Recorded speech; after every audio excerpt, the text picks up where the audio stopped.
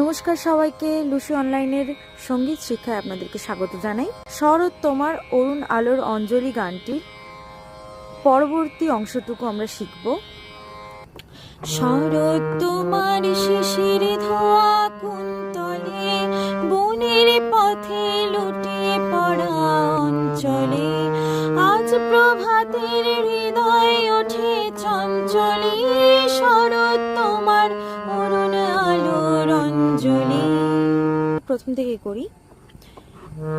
শরৎ তোমার মা মা মা পা ধা ধা, শরৎ তোমার শিশির ধোয়া ধা ধা নি নি নি, কুন্তলে নিধা ধা পা ধা, নিধা ধা পা ধা, বনের পথে লুটিয়ে বো কথাটি থাকছে স্পর্শস্বর হিসেবে। এখানে আমরা ধা ব্যবহার করছি। ধা স্বরটি স্পর্শ করে আমরা সাতে ফিরব। বনের ধা সা সা সা, বনের পথে। পথে কথাটিতে আমরা স্পর্শস্বর হিসেবে সা ব্যবহার করছি। সা থেকে আমরা কোমল নিতে যাচ্ছি। পথে পথে সানি নি নি, সানি নি নি, লুটিয়ে ধা ধা ধা পড়া মামা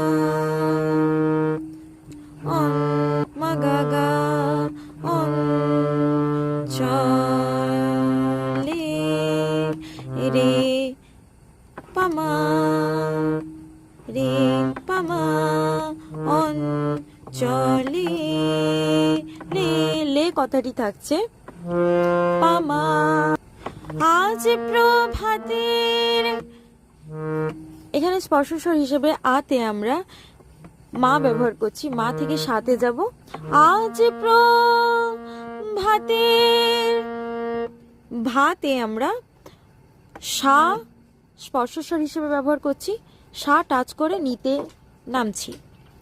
ভাতে সানি সানি সা সা, ভাতে হৃদয়, সা স্পর্শ করে নিতে নামবো রিতে। হৃদয় সানি সা সা সা, সা স্পর্শ করে নিতে নামবো হৃদয় সানি সা সা সা, হৃদয় ওঠে। ওঠেতে আগের গুলির মতো সা স্পর্শস্বর হিসেবেই ব্যবহার হচ্ছে। ওঠে সানি সা, কোমলি ওঠে। চঞ্চলি নিধানি রে, নি এখানে স্পর্শস্বর হিসেবে ব্যবহার হচ্ছে।